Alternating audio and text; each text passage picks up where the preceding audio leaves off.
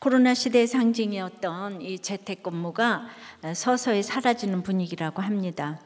그때는 어쩔 수 없는 일이었지만 시간을 두고 보니까 그 한계가 이제 드러난 것이죠. 아주 특별한 사람이 아니라면 그 집에서도 회사에서처럼 집중해서 일할 수가 없는 거지요. 자발적 헌신은 거의 불가능한 영역이에요.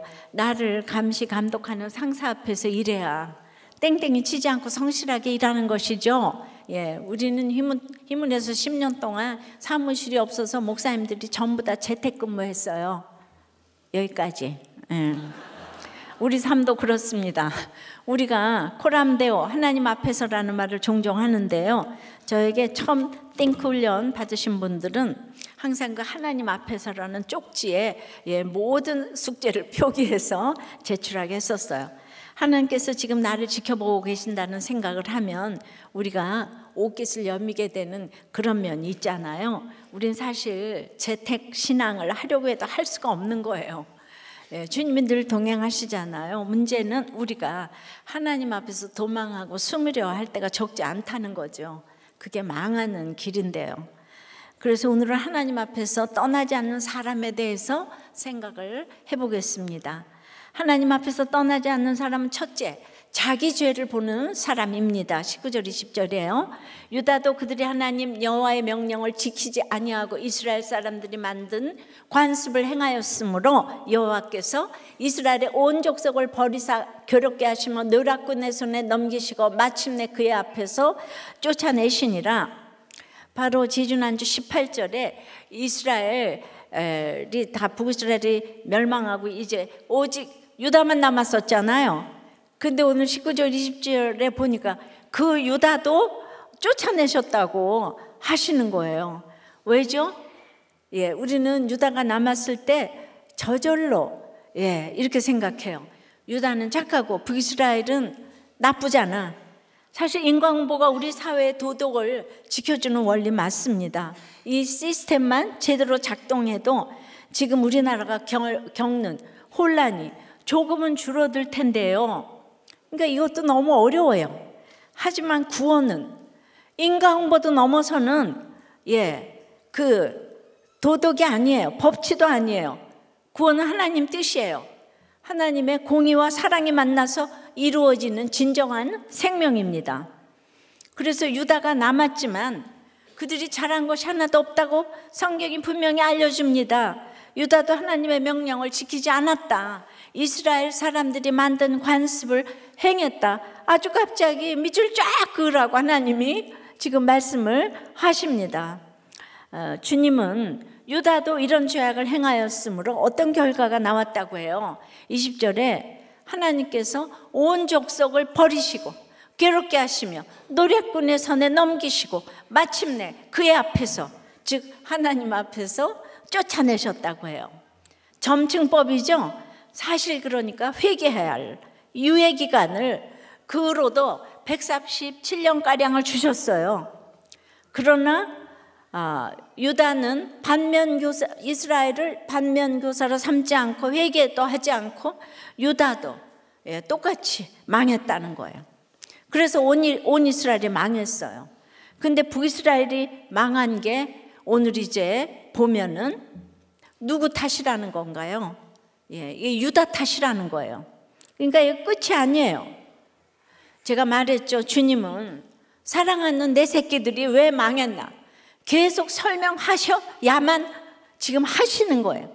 반복해서 21절 22절에 이스라엘을 다윗의 집에서 찢어 나누심에 그들이 느밧의 아들 여로보암을 왕으로 삼았더니 여로보암이 이스라엘을 몰아 여호와를 떠나고 큰 죄를 범하게 하며 이스라엘 자손이 여로보암이 행한 모든 죄를 따라 행하여 거기서 떠나지 아니하므로 하나님은 지금 솔로몬 때 여로보암에게 주신 말씀을 상기하고 계세요. 여로보암이 솔로몬의 신하였잖아요. 그런데 그때 아히야 선지자가 여로보암을 찾아와서 새 옷을 12조각으로 찢어 그 중에 10조각을 주면서 이렇게 말했어요. 이스라엘의 하나님 11장 이스라엘의 하나님 여호와의 말씀이 내가 이 나라를 솔로몬의 손에서 찢어 빼앗아 10지파를 내게 주고, 그러니까 북이스라엘을 멸망하게 한 여로보암을 시작시킨 사람이 누구라는 거예요? 솔로몬 왕이라는 거예요. 솔로몬 왕의 타락 때문에 나라가 둘로 나뉘었다는 겁니다. 그것이 여로보암의 금송아지 숭배로 이어졌고, 그것이 온 나라를 큰 죄에 빠뜨렸고, 그 결과로 드디어 이스라엘이 하나님 앞에서 쫓겨나게 되었다는 뜻이에요. 그러니까 오직 유다만 남았다고 자랑할 게 없습니다. 자랑해서도 안 돼요. 멸망을 가져온 북이스라엘을 욕하고 비난하고 탓해서도 안 돼요. 왜죠? 근본적인 문제가 유다에게 있기 때문이에요. 다윗의 집이 이 모든 재앙의 원인이기 때문이에요. 가장 큰 복을 받았을 때 복의 근원이신 하나님을 배신한 그 원죄가 바로 솔로몬에게 있고 다윗의 집에 있고 유다에게 있기 때문에 나는 아무 잘못 없는데 너 때문에 이 고생을 하는 거야, 물어내, 이럴 수 없다는 거예요. 그러니까 이거는 어떻게 적용해야 되나? 믿음이 좋은 사람이 무조건 잘못인 거예요. 신자와 불신자는 신자가 무조건 잘못이고, 신자 중에는 믿음이 1이라도 있는 사람이 무조건 잘못한 거예요. 우리를 이 땅에서 잘 먹고 잘 살게 하려고 믿게 하지 않았다는 거예요. 다른 거 다 떠나서 사실 이승만 대통령이 예수를 가져왔다는 거 하나 때문에 우리가 이렇게 잘 살게 되었어요. 그것을 아는 사람은 항상 자기 죄를 봐야 하는 거예요. 책임이 큰 거예요. 다윗에게서 나라를 찢고 빼앗으신 분은 오늘 본문의 주어처럼 여로보암이 아니라 하나님이시라고 그러잖아요, 그죠? 하나님이 찢어 빼앗아 주셨대요. 그러므로 믿음이 있다면 믿는 우리는 항상 회개할 것밖에 없는 것이에요. 인간이 역사의 주체인 것처럼 보이지만 진정한 역사의 주체는 하나님이시라는 거예요. 18절에 봐도 그 앞에서 제하시니, 20절에도 그 앞에서 쫓아내시니라, 23절에도 그 앞에서 제하신지라, 또 20절, 23절에는 마침내, 드디어, 옛날 개역 한글에는 심지어가 들어갑니다. 보통 이렇게 안 하시죠. 그런데 이스라엘과 유다를 멸망시키기 위해서는 하나님께서 아주 심사숙고해서 기다리셨다는 것을 말씀하는 거예요. 근데 사마리아 땅에서, 북이스라엘 또 유다 땅에서 이주되고 또 자기들의 정체성을 잃는 것보다 더 슬픈 것은 하나님 앞에서 제하심을 받고 내쫓김을 당하는 것이라고 생각합니다. 옷을 찢든 나라를 찢어 빼앗겠다는 하나님의 심판을 받은 왕이 딱 2명 있는데 사울과 솔로몬이죠. 둘의 공통점이 시작은 너무 좋았는데 끝에 망했어요. 왜 망했습니까? 인간은요, 담쟁이 덩굴 같아서 무언가 의지해야 돼요. 사람이 믿음의 대상이 아닌데 늘 사람은 또 의지할 대상이 필요해요. 그래서 내가 의지할 대상이 필요해서 믿었고, 그랬는데 의지할 필요가 없어졌어. 필요 없으면 다 버리는 거예요. 의지할 때만 자랑하는 것처럼. 아니지. 오징어 게임을요 16억 명이 봤다고 해요. 공감이 되니까 봤겠죠. 인간의 악을, 그걸 건드리면 그렇게 사람들이 히트를 치더라고요. 456명을 그룹이나 둘 중에 게임을 해가지고 계속 죽여가는 거잖아요. 그러니까 455명을 모두 죽이고 남은 1명이 되어서 상금을 독차지하는 것인데요, 돈 앞에서 아무도 믿을 사람이 없다는 것을 극명하게 보여주는 거예요.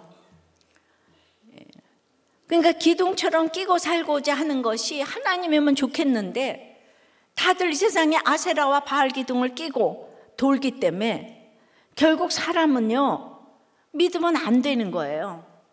근데 이 원리를 역으로 생각해서 사람은 죄인인 거예요. 믿을 사람이 하나도 없는 거예요. 그러니까 하나님을 모르면, 문제가 생기면 그래서 죽든지 죽이든지 다 같이 가는 거 두 개밖에 없는 게 공산주의, 전제주의 이론이에요. 칼 막스, 그런 이론이 다 사도행전 2장에서 왔다 그러잖아요. 스탈린도 기독교인이고, 이렇게 평등을 문자적으로 가져온 공산주의 이론도 다 성경에서 가져왔어요. 사람은 기대하지 않고 사랑해야 하는데, 이제 기대할 것이 없다? 그러면 다 죽이는 거예요. 김일성의 어머니 강반석이 장로교 목사 딸이죠. 오빠도 장로교 목사였고요. 그래서 강신이가 이름도 베드로에게서 가져와서 반석이라고 줬어요. 그리고 그녀는 세 아이를 두고 재혼을 했어요. 애들 다 맡겨두고. 근데 재혼한 그녀의 얘기는 쏙 빼고 날조해가지고 갑자기 죽은 그 엄마를 항일 투쟁가로 만들었어요. 여러분, 인터넷만 치면 모두 나오는 이런 정보를 맡겼다고 날조를 하고 있는데, 그 기독교 선교사인 그 집이 지금 이제 기독교 핍박이 가장 심한 국가 1, 2위가 북한인데요.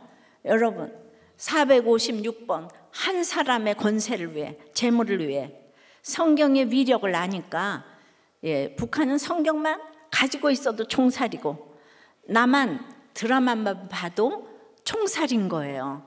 오징어 게임과 다를 것이 하나도 없는 거예요.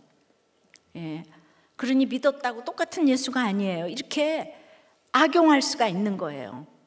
그러니까 그들의 가장 특징은 뭐예요? 자기 죄를 보지 않아요. 자기 죄를 보지 않으면 계속 죽여야 돼. 죄 죽여야 내가 살아. 그리고 인정하면 패배로 생각하는 거예요. 하나님은 사울과 솔로몬 그들에게 계속 경고하고 말씀하셨어요. 나 끝까지 듣지 않았어요. 이렇게 자기 죄를 인정하지 않는 것과 말씀을 듣지 않는 것은 똑같은 거예요. 그리고 이것이 곧 하나님을 떠나는 것입니다. 그러므로 하나님을 떠나지 않는 사람은 곧 하나님의 말씀을 듣는 사람이고, 하나님의 말씀을 듣는 사람은 곧 자기 죄를 보는 사람이에요. 죄는 곧 하나님을 떠나는 것이잖아요. 그러니까 내가 하나님을 떠났다는 것을 인정하는 사람이 곧 하나님을 떠나지 않은 사람인 거예요. 역설 속에 담긴 진리입니다.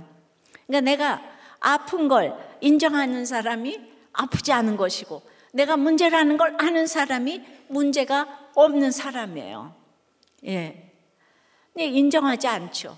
그러니까 이 인간의 그 본성을 이렇게 아주 그냥 꿰뚫고 작품을 쓰고 하면은요, 그 문화나 이런 모든 예술에 전부 다 사람들이 열광을 하는 거예요. 하나님 쪽에는 사람들이 별로 서질 않아. 자, 왜 그렇습니까? 우리 구원은 우리 자신이 아닌 하나님께 달려있기 때문입니다. 이것이 받아들여지는 것이 믿음이에요. 내 힘으로 살려고 하고 구원받으려고 하면 내게 죄가 있다는 것을 진정으로 인정할 수 없지요. 내 약함을 인정하면 어떻게 내가 구원할 수 있겠어요? 내가 전적으로 부패하고 무능하고 무지하기 때문에 나는 죽을 수밖에 없고 망할 수밖에 없고 쫓겨날 수밖에 없음을 깨달아야 천부에 의지 없어서 손들고 옵니다 고백이 나오는 거죠. 어제 큐티 본문에서도 주님이 누가 더 사랑한다고 하세요? 죄가 더 많은 사람, 그래서 더 많이 탕감받은 사람이 더 사랑한다고 하시잖아요. 죄가 더한 곳에 은혜가 더욱 넘치는 거예요. 따라서 하나님은 우리의 거울과 같아요. 하나님의 거울에 서면 우리의 실체가 다 드러나잖아요. 그런데 그 모습이 싫어서 거울 앞에서 떠나면 영원히 더러운 채 살아야 되는 거예요. 하지만 보기 싫은 그 거울의 모습이 내 모습임을 인정하고 그 거울 앞에서 머무르며 계속 얼굴을 닦고 결국 깨끗한 얼굴로 변해야 되는 거예요. 그래서 하나님 앞에서 떠나지 않는 사람, 그 앞에서 머무는 사람은 무엇보다도 자기 죄를 보는 사람이에요. 회개하는 사람이에요. 돌이켜 살아나는 사람입니다. 적용 질문이에요. 당신 때문에 내게도 피해가 생기게 되었다며 남을 탓하고 원망하는 일은 무엇입니까? 사건이 올 때 부부, 회사, 자녀, 목장, 그래서 무조건 내 잘못이라고 생각합니까? 말씀으로 내 죄가 드러날 때 그때 더 자세히 내 죄를 보려 합니까? 너무 싫어. 그래서 회피합니까? 그래서 우리 교회는 죄를 보기 위해서 다 짜증난다고 얘기하잖아요. 정말 이 죄를 못 봐요. 그러니까 우리 옆에 김일성 정권을 붙여주셨는데 3대가 내려오도록 죄를 못 보고 있잖아요. 여러분, 이럴 수가 있는 거예요. 그러니까 우리 집 식구들도 다 잘 나가면 죄를 4대가 내려와도 못 볼 수가 있어요. 그래서 금세 옳고 그름이 드러나는 게 아니에요. 우리 청년부 아이가 자기 엄마 아빠를 그 의롭게 사시는 아빠는 교회를 안 나오고 사고뭉치 엄마는 교회를 너무 열심히 나오는데 적용은 자녀가 하는 아빠가 30년간 모아두신 노후자금과 가족들의 이름으로 몰래 5개 대출을 받아서 엄마가 코인에 탕진을 해가지고 모태신앙이던 아빠가 이 교회를 떠났다는 거예요, 지금. 근데 3주 전에 이제 그 외할머니의 갑작스러운 소천으로 장례를 치르게 되었는데 얼굴도 모르는 그 부모님의 부목장 식구분들이 이제 장례 위로에 참석해 주셔서 거기서 목장 예배를 드리셨는데 그래서 아빠가 먼저 우리 이렇게 장례식에 와주셨으니까 목장 한 번은 나가서 감사 인사 드려야 되겠지? 그래서 그 목장 나가서 나는 아직 마음이 힘들다고 앞으로 안 나온다고 말해야겠어. 이 얘기 하려고 목장 나오신대요. 그래도 이 딸은 그래도 목장 한번 나가는 게 어렵지 막상 가서 나누면 위로받고 회복되실 거야 생각하며 기도했지만은 하지만 아빠는 부부 목장에 가지 않으셨고 그날 혼자 부부 목장에 참석하러 차를 끌고 나가신 엄마가 멀쩡히 서 있는 테슬라를 긁는 사고를 또 발생시키셨어. 그래서 블랙박스를 확인했더니 원래 운전도 잘못한 데다가 손목까지 불편하신 엄마가 목자님과 통화하며 운전하는 것이 그대로 담겨 있었다고 아빠는 분노를 하셨다는 거예요. 근데 그 와중에 엄마는 또 나에게 아빠한테 현장 예배 가자고 말해봐. 나는 엄마가 삶으로 보여주는 게 없는데 아빠가 교회 나오고 싶겠냐며 혈기를 부렸대요. 오늘 말씀에 백부장은 예수님을 믿고 구원을 기대했다고 하는데 내 기준과 판단으로 아빠가 교회 나오지 않을 거라 단정지었고 하나님의 때가 대체 언제냐 원망하면서도 아빠가 교회 가자 목장 가라 말했을 때 돌아올 거절이 두려워 노력조차 하지 않았음을 보면 회개한대요.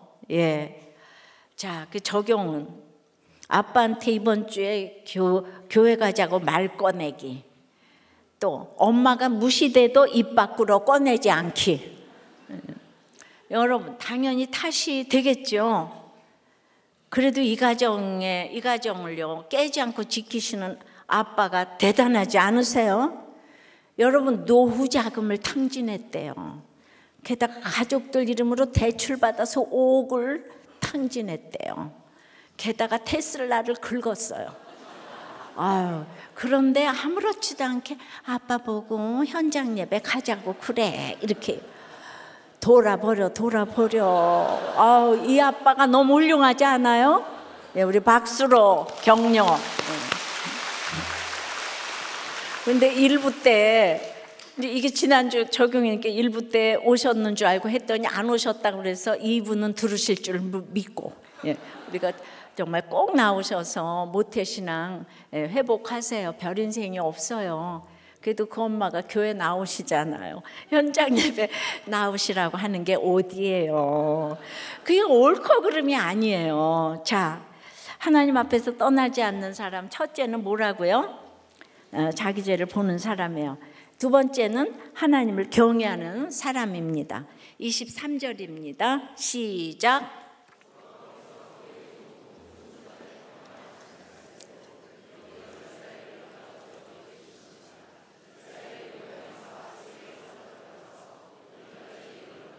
네, 여호와께서 그의 종 모든 선지자를 통하여 하신 말씀대로 드디어 이스라엘을 그 앞에서 내쫓으신지라. 이스라엘이 고향에서 아수르에 사로잡혀가서 오늘까지 이르렀더라. 이 언어를 직역하면 이스라엘을 그 앞에서 내쫓으실 때까지예요. 이스라엘이 여로보암의 죄를 행하며 거기서 떠나지 않았는데 그러기를 언제까지 했느냐? 고향에서 쫓겨날 때까지 했다는 거예요. 여러분, 우리가 북이스라엘을 쭉 읽어왔지만은 한 번도 여로보암의 죄악의 길에서 돌이키고자 하는 종교적인 개혁을 단행한 적이 없어요. 하나님을 떠나 죄 가운데 행하면 그 결과는 정해져 있다는 거죠. 왜죠? 이미 하나님께서 말씀하신 일이거든요. 모세 때 레위기에서부터 주구장창 말씀하셨어요. 레위기 26장에서 주님이 이렇게 분명히 말씀하세요. 27절에 보면 너희가 이같이 될지라도 내게 청종하지 아니하고 내게 대항할진대. 그러니까 온갖 사건과 재앙으로 징계를 당해도 하나님의 말씀을 듣지 않고 대항하면 어떻게 될 것인가? 최종 결론은 내가 너희를 여러 민족 중에 흩을 것이요. 33절이죠. 그 이후에도 신명기까지 계속 이런 경고의 말씀이 나와요. 솔로몬이 성전 건축한 이후에도 같은 말씀을 하시고요. 북이스라엘 멸망 직전에 아모스 선지자와 호세아 선지자를 통해서도 계속 경고하세요. 그런데도 백성은 주님의 말씀을 듣지도 않고 완전히 무시합니다. 입으로는 하나님을 경외합니다, 경외합니다 하지만 실제로는 전혀 두려워하지 않았어요. 그런데 그 시절에도 거짓 선지자들과 유다 백성들은 우리가 하나님의 자녀인데, 다윗의 자녀인데 우린 절대로 안 망한다. 지금도 이런 식으로 기도하시면 안 돼요. 예수 믿으니까 무조건 전쟁도 안 나고 망하지도 않을 거야. 학교도 반드시 붙을 거야. 이런 게 아니라는 거예요. 그러나 그 경고의 말씀대로 이스라엘 백성은 하나님을 무시하다가 하나님 앞에서 쫓겨났어요. 하나님께서 그들에게 기업으로 주신 가나안 땅에서, 그들의 고향에서 내쫓겼습니다. 그리고는 가본 적 없는 저 먼 남은 아수르 땅으로 사로잡혀 갔어요. 그리고는 정말 150년이 넘는 시간까지 고향에 돌아오지 못하고 떠돌이가 된 거예요. 근데 그 고향 땅에는 어떤 일이 일어납니까? 24절입니다.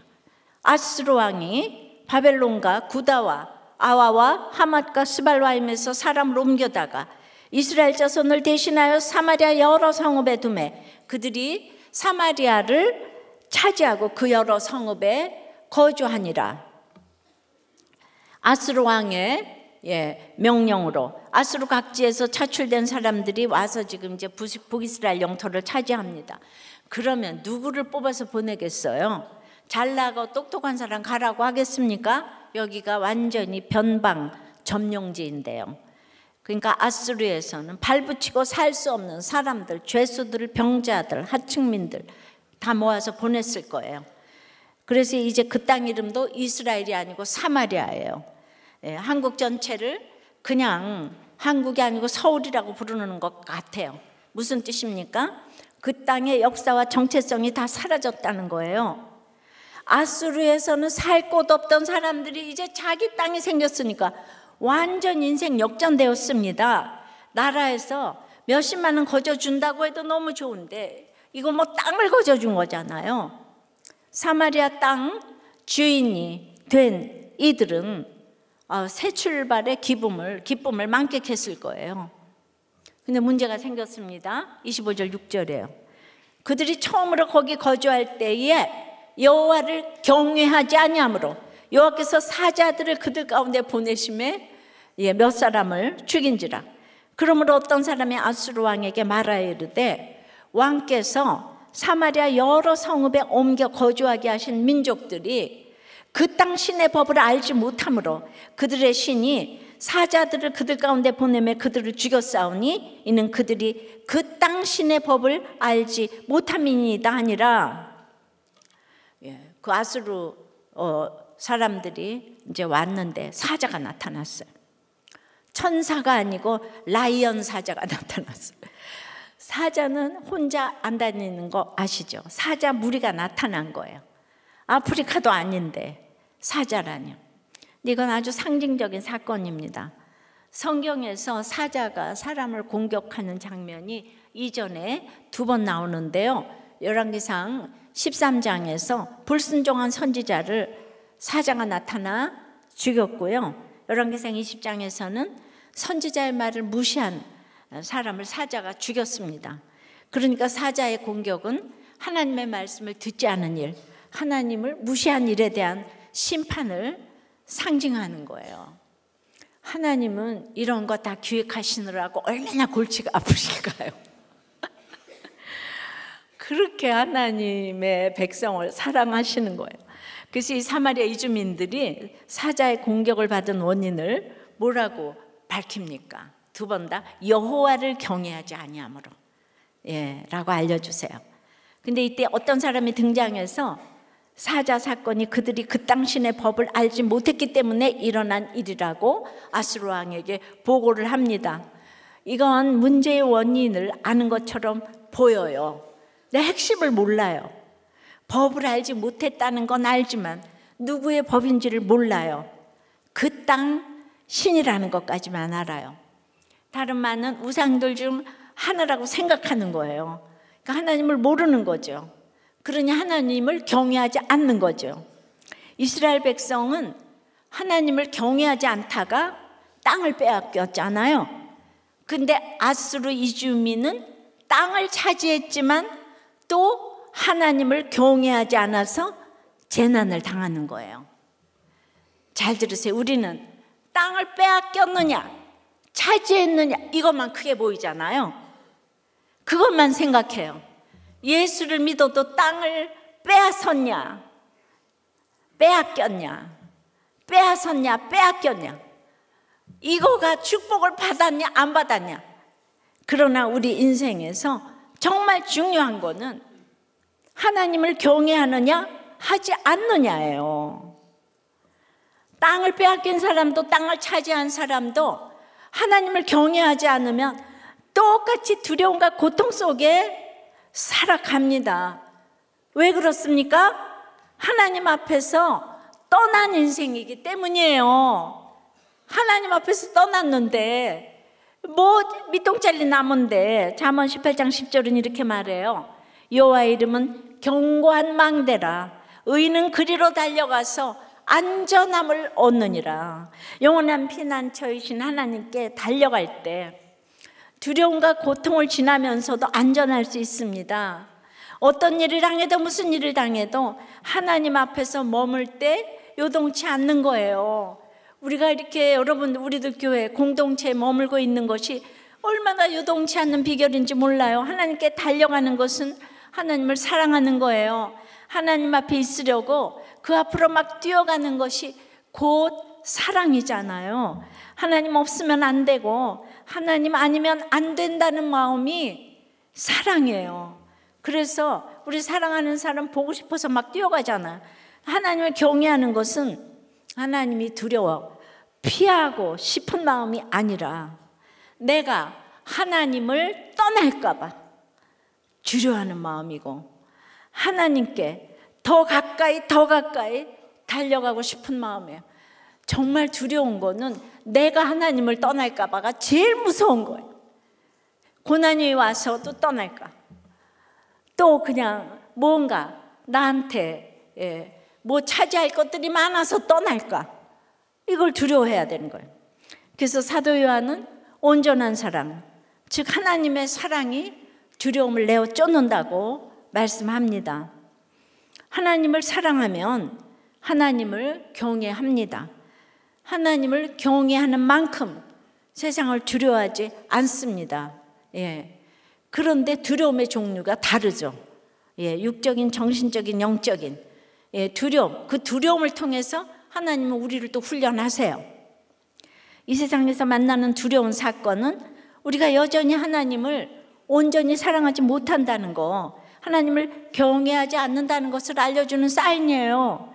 그러니까 두려움이 생길 때마다 내가 하나님 앞에서 얼마나 멀어져 있는지 돌아보아야 합니다. 그래서 하나님은 내게 다시 가까이 오라고 우리를 부르시기 위해 두려운 사건을 허락하십니다. 하나님의 목적은 멸망이 아닌 구원이에요. 오늘 두려운 일이 생겼습니까? 하나님과 거리가 얼마나 되는지 생각해 보세요. 그리고 하나님께 달려가 숨으시기를 바랍니다. 하나님을 경외하면요, 땅을 뺏기고 얻고가 문제가 아니에요.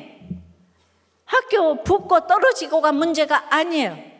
승진이 되고 안 되고가 문제가 아니에요. 여러분이 하나님을 경외하면 영원한 기업을 이미 소유한 것이기 때문입니다. 적용 질문이에요. 잃어버려서 또는 잃어버릴까 봐 두려운 것은 무엇입니까? 반대로 차지해서 좋아하고 있는 것은 무엇입니까? 하나님께 가까이 달려가고 싶습니까? 도망가고 싶습니까?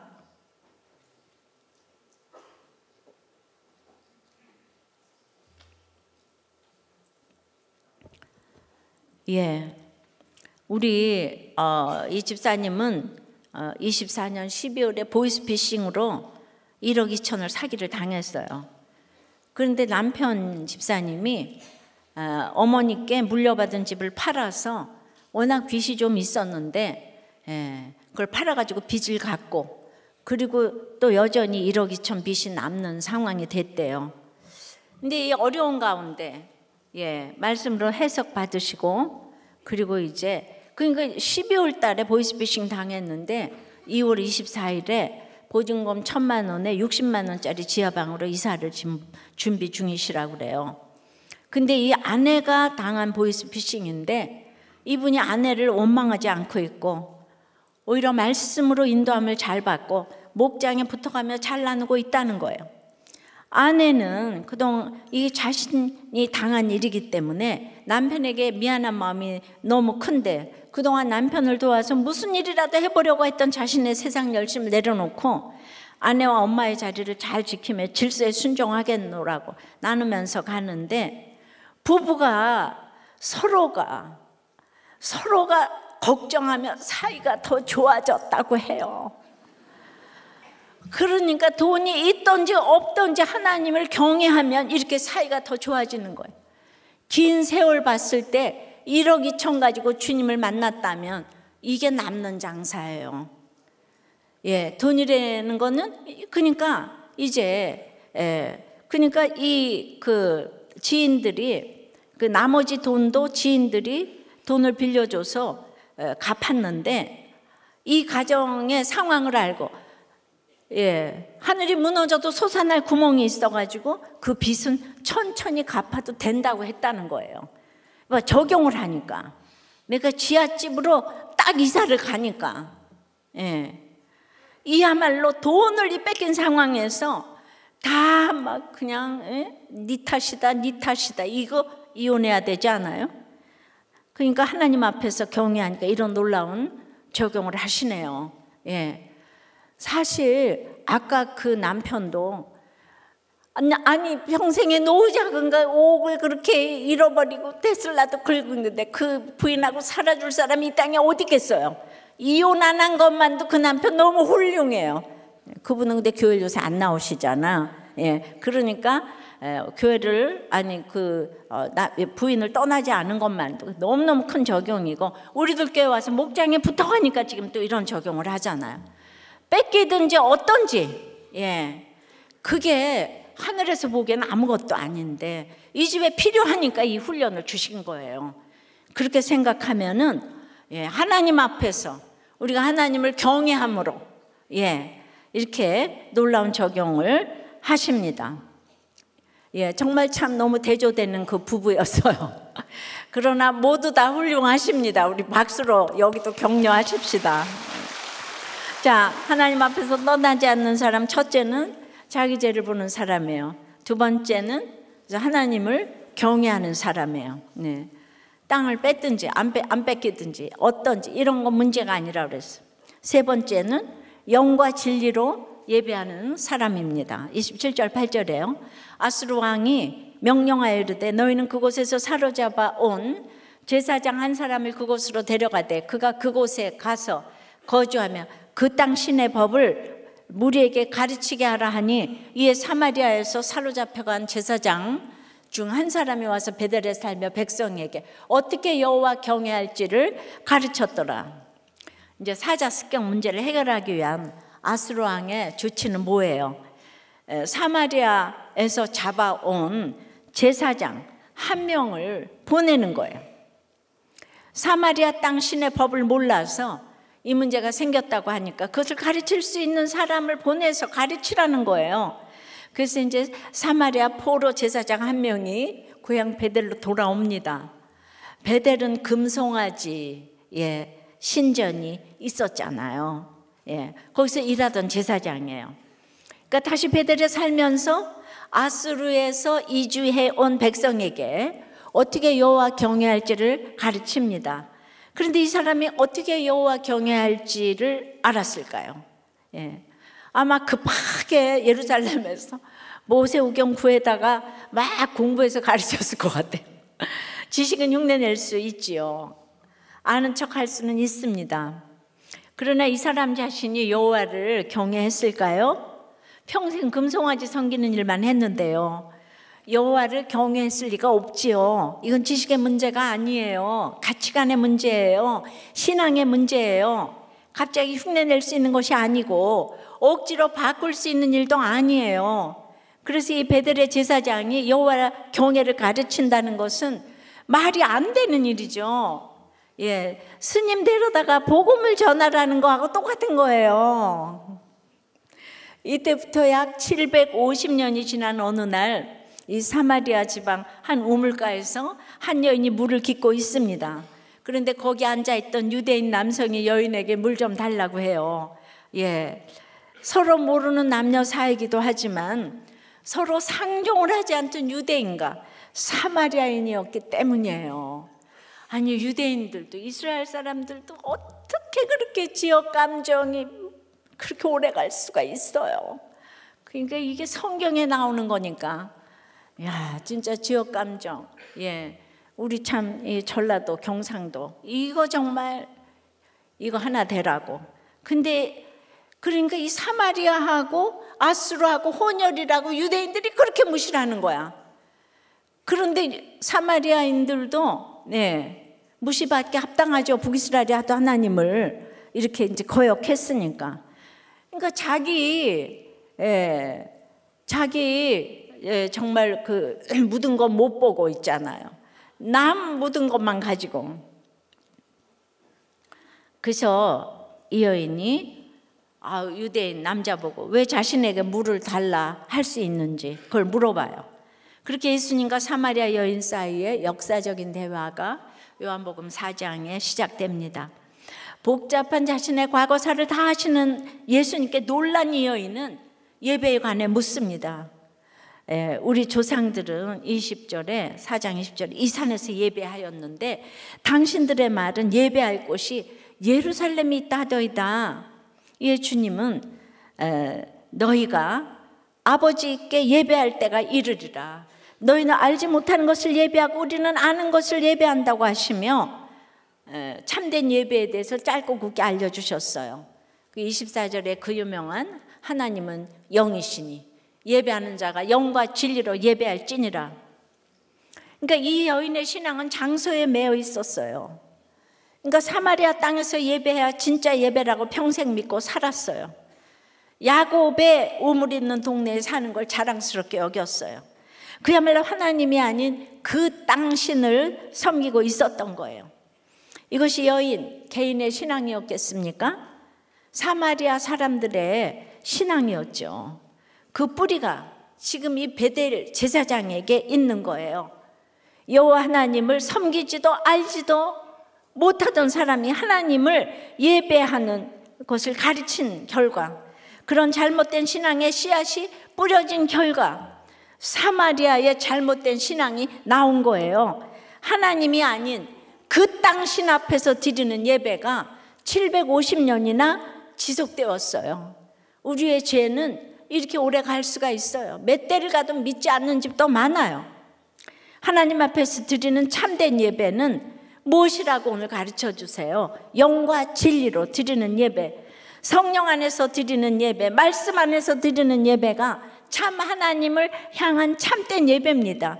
사마리아 여인처럼 감추고 싶은 많은 사연이 있고 수치와 고통이 있는, 다 무너진 인생이라도 스승이신 성령님의 인도함을 받아 성경을 교과서 삼아 하나님 앞으로 나아갈 때 거룩한 예배자가 되는 것입니다. 내 인생 이렇게 비참하고 형편없는데 하며 하나님 앞으로 나가기를 주저하고 하나님 앞에서 머물기를 부끄러워한다면 그건 아직 그 땅신만 생각하는 거예요. 남편이 5이나 있었던 사마리아 여인을 예배자로 세우신 것은 사마리아 여인 자신이 아니에요. 우리 예수님께서 직접 여인을 방문해 주셔서 박하되어 주셔서 영과 진리로 예배하는 예배자로 세워주셨습니다. 이 유명한 예배의 얘기를 제자들에게도 하지 않으시고 제사장에게도 하지 않으시고 남편 5이 있고 지금 있는 남편도 네 남편이 아니다 하는 사마리아 여인에게 이 예배의 말씀을 주신 줄 믿습니다. 그러니까 물동이를 버려두고 와보라 하는 거예요. 예, 오늘 세례 간증은 어떻게 그렇게 할 수가 있어요, 그죠? 예, 우리는 주님을 만나면 내 얘기를 할 수가 있어요. 우리 인생 환란이 주제가 되고 성경이 교과서가 되고 성령이 스승이 되실 때 누구나 하나님 앞에서 예배하는 신령한 예배자가 됩니다. 우리가 예배 시작할 때마다 하나님은 영이시니 예배하는 자가 영과 진리로 예배할지니라 고백하는데요, 이 고백은 사실 엄청난 신앙 고백이에요. 저는 도저히 하나님 앞에서 예배할 수 없는 죄인이지만 하나님께서 성령을 보내시고 성경을 주셔서 이제 성령을 의지하여 성경 말씀대로 예배합니다, 이 고백입니다. 여기에 우리의 신앙과 신학이 다 들어있어요. 이것이 공예배에만 적용되는 원리이겠습니까? 모든 예배와 모임에서, 모든 봉사와 섬김에서, 나아가 우리가 가정과 학교와 사회, 나라에서 하는 모든 일에서 고백되어야 하는 것이에요. 어디에서 무슨 일을 하든지 영과 진리로 하나님을 섬기고 예배하는 마음으로 하면 그것이 곧 하나님께서 받으시는 거룩한 예배가 되는 것입니다. 이것이 영과 진리로 예배하는 사람이요, 이렇게 예배하는 사람이 하나님 앞에서 떠나지 않는 사람입니다. 이번 한 주 어렵다, 힘들다, 못해 먹겠다 이런 불평 나올 때마다 여러분 안에서 탄식하는 성령님을 기억하시기를 바랍니다. 힘들 때가 그 성령 하나님을 스승 삼아 의지해야 될 순간이에요. 성경을 펴세요. 큐티인을 펴세요. 거기에 진리의 말씀이 있습니다. 그것이 하나님 앞에서 진정한 복을 받는 삶입니다. 적용 질문이에요. 문제를 당장 해결해 줄 것 같은 쉬운 방법 찾는 일은 없습니까? 내가 예배 때 따지는 조건이나 상황은 무엇입니까? 영과 진리로 더 힘을 내야 할 일과 힘을 빼야 할 일은 무엇입니까?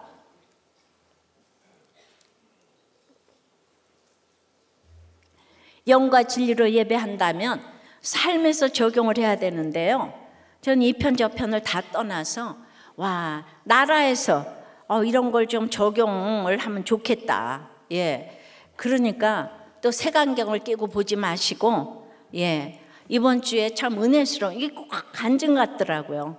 이분이 꼭 예수 믿는 분인 것 같아요. 예, 헌재에서 국회 측 변호사가 이 수방사 사령관을 보고 이번 일로 그 지위에 있었기 때문에 참 불행한 군인이라고 이렇게 생각한다고 하니까 이 사령관님이 군복 입은 사람에게 불행한 군인이라고 하는 것은 아주 좋지 않은 표현이라고. 예, 정말 그건 모독이다. 저는 군인입니다. 저는 군인에 대한 비전이 있고 다음 세대 후배 장병들에게 좋은 선례가 되고 좋은 가치관으로 그 정립되기를 바랐어요. 근데 작년에 임명되고 1월 30일에 서해 민간인 공무원 피살 사건에 거기 작전 책임 부대장에 대한 전후에 징계위원으로 참여를 했는데 대한민국 국민이 한 사람 죽었는데 아무도 나서는 사람이 없고 결심하는 사람이 없었고 상황 평가하는 사람이 없었고 건의한 사람이 없었고 확인한 사람이 없었다는 것을 알았어요. 그래서 군인으로서 제가 해야 할 일이 뭔가 생각했어요. 풍토를 바로 잡아야 한다고 생각했습니다. 근데 그것도 교만이고 오만일 수 있겠지만 저는 이런 말이 꼭 큐티하는 사람 같아서 굉장히 말을 이렇게 배려를 하고 이렇게 하시더라고요.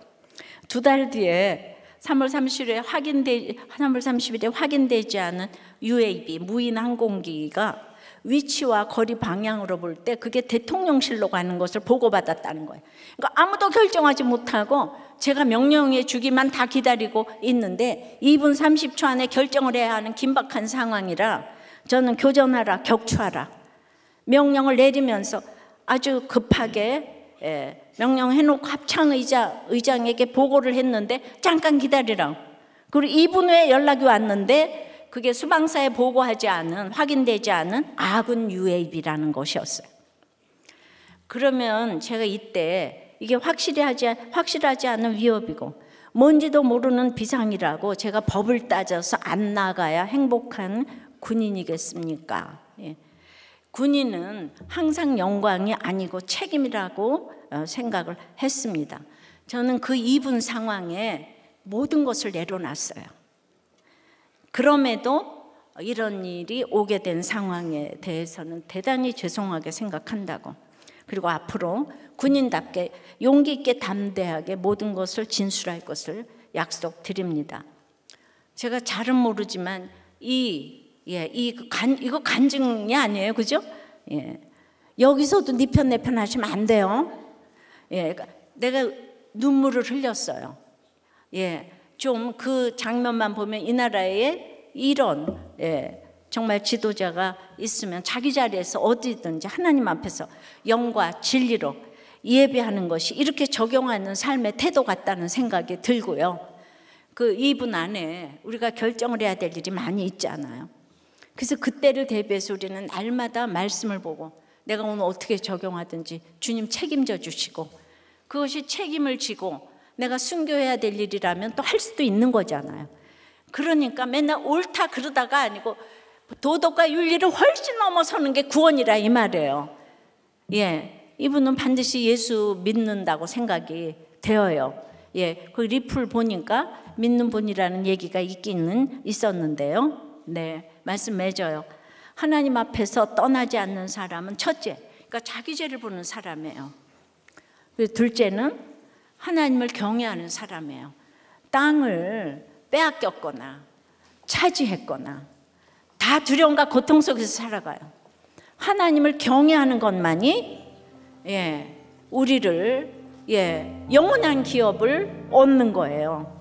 그런 사람은 영과 진리로 예배하는데 영과 진리로 예배하는 것은 하나님을 경외합니다가 아니라 이렇게 삶에서 예수 믿는 본을 보여야 되겠죠. 참으로 예수를 안 믿어도 정말 이런 분은 예수 믿는 사람보다 더 정말 믿는 태도를 보여주었다고 생각을 합니다. 우리는 아무것도 할 수 없어요. 천부의 의지 없어서 손 들고 나오는 거예요. 죽을 때까지 나는 죄인인 거예요. 그 내 탓인 거예요. 내가 제대로 못 믿어서 이 나라에 이런 일이 일어나는 거예요. 예수 믿는 우리가 잘못 믿어서 이런 일이 일어나는 거예요. 그렇게 늘 회개를 해야 되는 거예요. 찬양하고 기도할게요. 의지 없어서 손 들고 옵니다. 주 나를 외면하시며 나 어디 가리까. 전부터 계신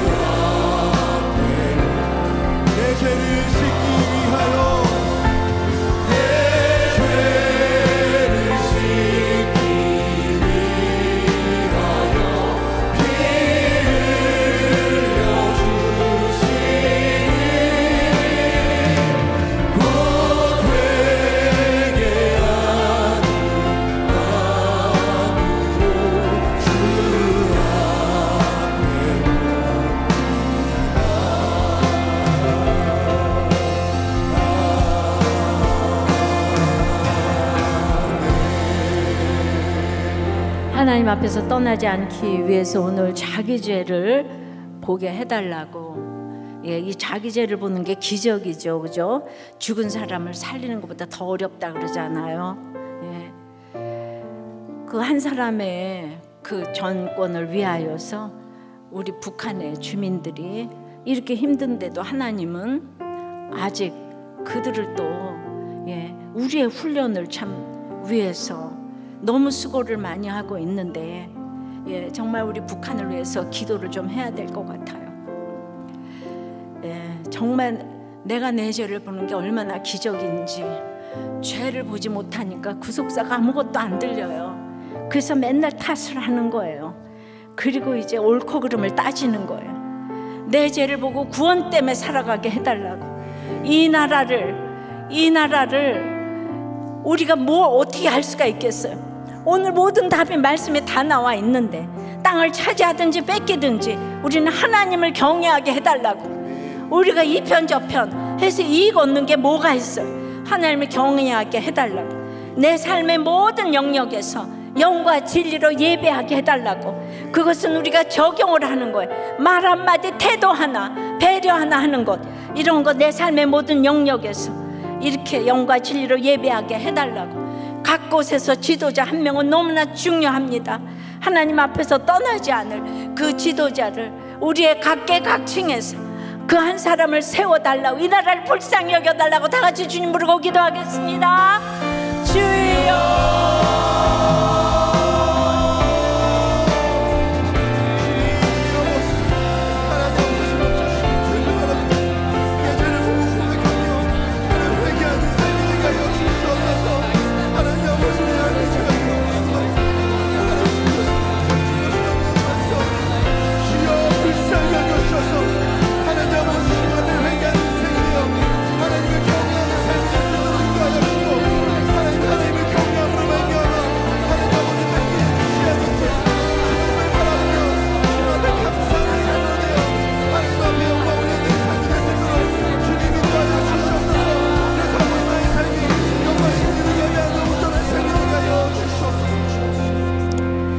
아버지 하나님 앞에서 떠나지 않기 위해서 이제 우리는 내 잘못을 알아야 하는데, 주님, 보이스피싱으로 1억 2천을 잃어버리고 노후자금으로 코인을 하고 식구들 이름으로 대출을 받아 5억을 코인으로 탕진을 하고 어떻게 사랑할 수가 있겠습니까?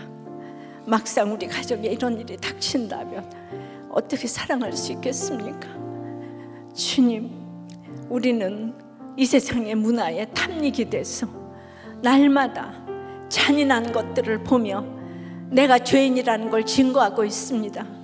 주님, 그러나 이런 일이 생길 때 우리가 속상하고 힘든 것은 내 죄를 보지 못하기 때문이고, 내가 믿는 사람이라면 내가 내 죄부터 보게 되는 것이 주님이 답이라고 하는데, 주님, 그렇게 땅을 정말 얻으면 기쁘고 빼앗기면 억울해서 잠을 못 자는 우리들을 주여 불쌍히 여겨 주시옵소서.